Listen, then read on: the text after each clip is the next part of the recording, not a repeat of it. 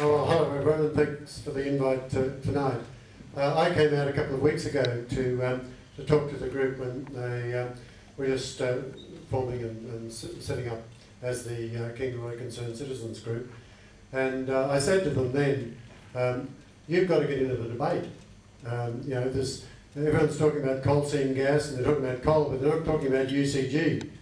You've got to do something about that. And then two days later, the whole world was talking about UCG. It hasn't been off the front page ever since.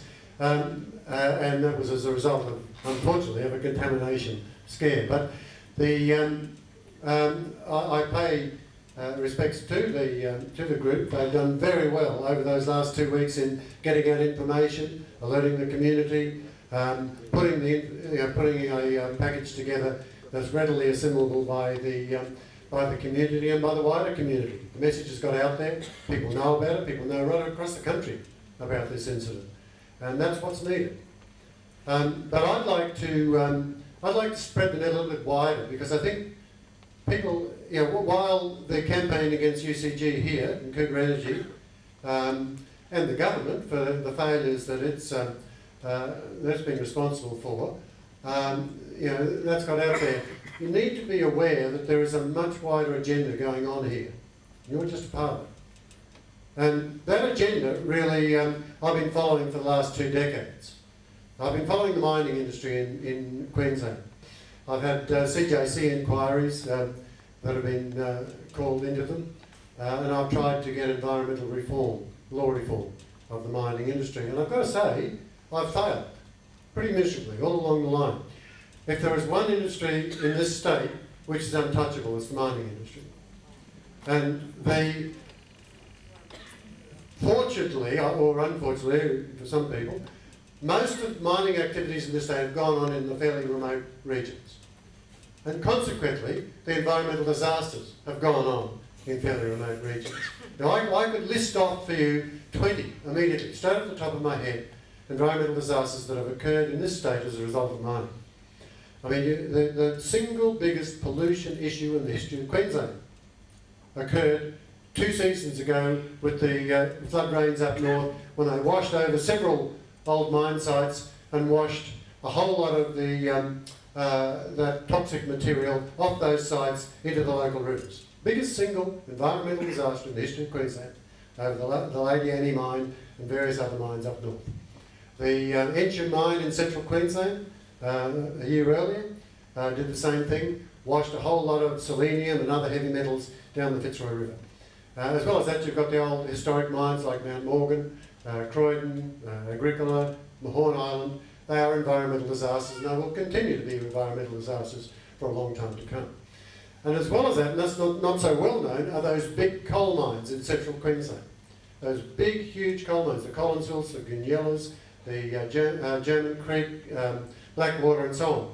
They were set up in the 60s and 70s and 80s and have been partially and very poorly rehabilitated, where they have been rehabilitated.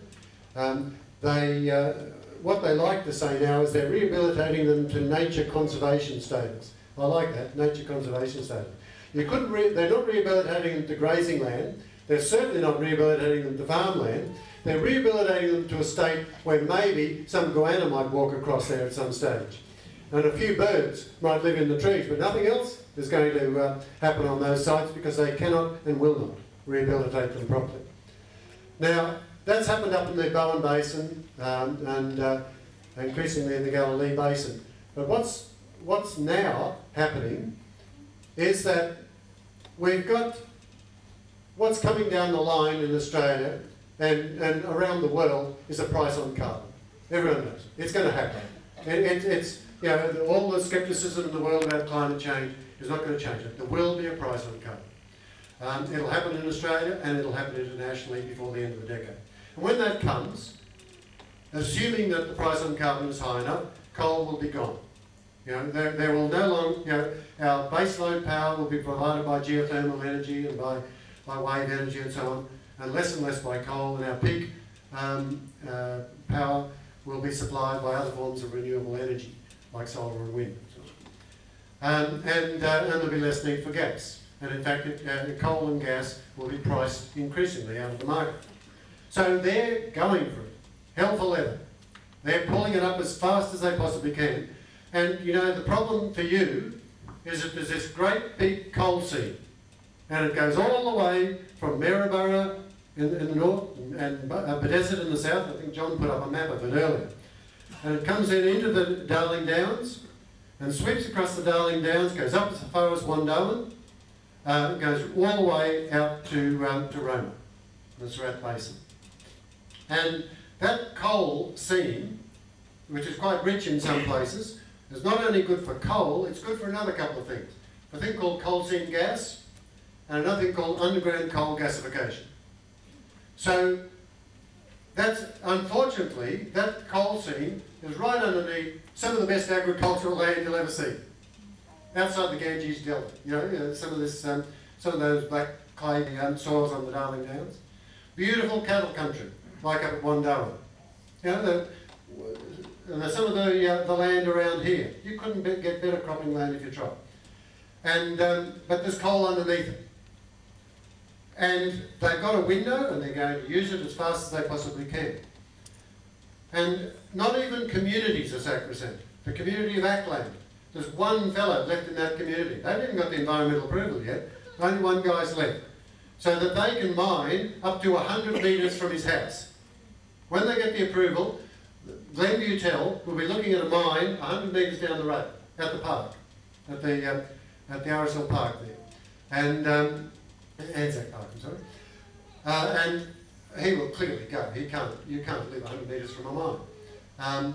You can't operate anything 100 metres from a mine. You just get out.